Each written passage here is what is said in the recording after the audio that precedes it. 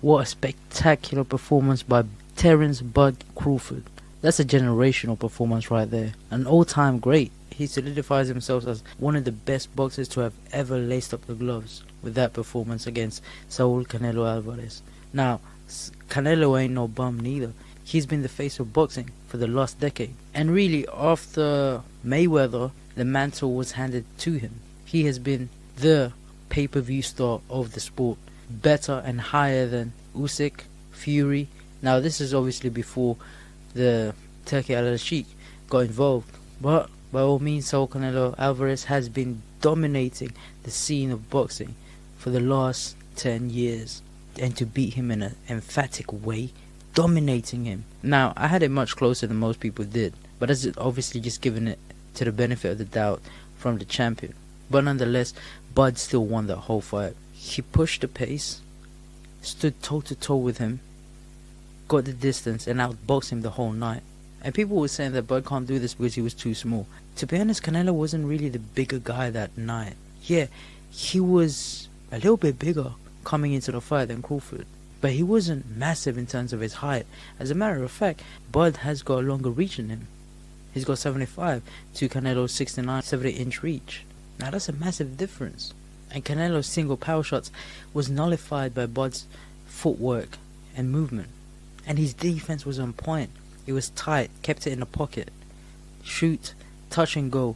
As soon as you touch, you shoot straight away. And they're allowed to counter Canelo's wide hooks with his straight punches. For every one that Canelo throws with a wide hook, Crawford throws 2 or 3 more straight down the pipe. And that's been the story of the whole night. And that's how he won the fight. By keeping it simple, boxing 101, shooting straight down the middle, getting more punches in for every punch your opponent throws. But that performance puts Bud Crawford into the #1 pound for pound spot currently. But in the rankings of the all-time pound for pound ranks, where does it truly rank? Is it greater than Mayweather? Is it greater than Pacquiao? Well, this is the next step for Bud Crawford to solidify himself as an all-time great and to even be the greatest of all time. But he has 2 GOATs in front of him that he has to overcome in the last few decades. That is Mayweather with his 50-0, an undefeated record, and Manny Pacquiao with his 8 division titles. Now, Bud Crawford is an undisputed champion in 4 different weight divisions, equaling only to Manny Pacquiao.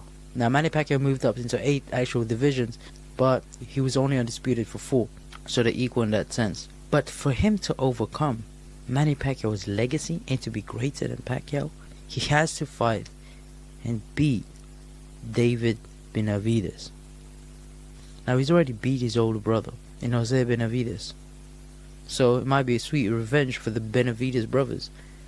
But for Crawford, this is the next step for him to truly, unequivocally state his name above Manny Pacquiao, for no doubt to come across the mind of the people and the fans and the boxing pugilists and critics alike. And Benavidez is only 175.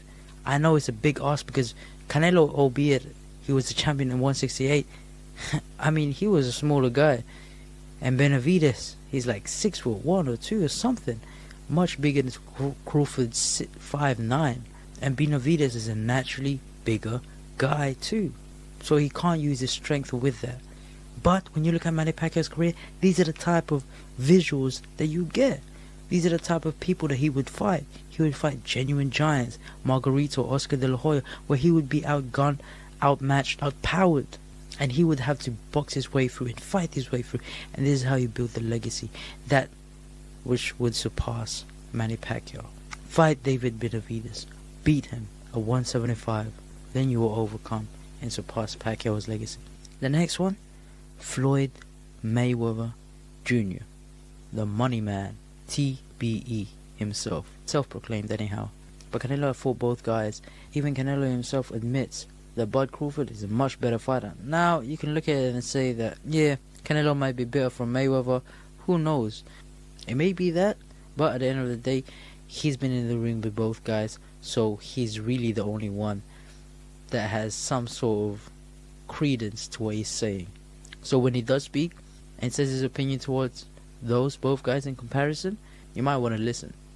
But the main legacy that he's going to have to beat here is not just to become a better fighter than Floyd Mayweather, because I believe him to be a better overall fighter than Mayweather. Defensively speaking, Mayweather may have that over him, but as a general, as a whole, switch fighter, power, staying in the pocket, inside fighting, everything else, distance, speed, knockout, he's got all of that more than Mayweather. It may not be the resume, just because Bud Crawford, similar to Roy Jones Jr. in his prime, was just a victim of his own greatness, and that no one really wanted to fight him, or no one was around to fight him. But just because he didn't get to fight those names that was mentioned previously, he would have beaten every single one of those.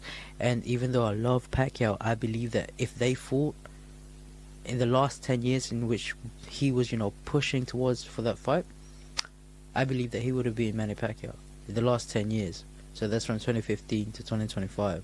Any fight from that on, Bud would have had that name, and he would have had that name too. And I believe that if Bud moved up a weight class and even longer, he would have had Triple G too. I've always said that I knew that his style would be so good against Triple G, and he would have beat him easily too. So he may not have a stack of a resume than Floyd Mayweather, but nonetheless, he is still as great as a fighter as Floyd. But the main hurdle that he's gonna have to overcome is 50-0. Now, Mayweather's last fight wasn't really technically legit in the eyes of most. I mean, it was against Conor McGregor. He got that 50 from McGregor. So, it's not really legit. I mean, Rocky Marciano's 49-0 is a much more legit in terms of numbers, because those were all professional fights. Bud Crawford is 42-0 right now. He just beat Canelo for the 42nd. Now, when you look at that, he's 38 years old. When Mayweather had his 42nd fight, he was 35, so he's 3 years younger, and that was against Victor Ortiz. Bud Crawford's 38. Will he be able to fit in 8 or let's say 9 fights more before he retires? I mean, I don't know. With the Riyadh season and Turki Al-Sheikh at the helm of everything, maybe. I mean, when you look at Usyk, he's fought Dubois twice, Joshua twice, and Fury twice. When you look at it, he may very well achieve that, but he's gonna have to go through his maybe 41 or until he's gonna fight until 42. But I believe he's got the talent and the skills to do it all the way through anyway. But it would be great to see him actually accomplish that and beat that record. Now, number wise, there's other guys that went further than 50. I mean, Julio Cesar Chavez and many different other professionals. I would love to see him actually beat that. So that's the next step. And if he can beat that, he becomes greater than Mayweather and Manny Pacquiao in my list. And it will be very difficult for critics alike to dispute that. But how it goes, we shall see. Hopefully Bud doesn't retire and he continues fighting. He's definitely one of the greats. Top 5 in my opinion. If not, definitely in the top 10. And it's good to see the world of boxing finally recognize the greatness of Terence Bud Crawford. Thank you for watching another episode of Taz Talks Fighting. Hope you like this. See you in the next one.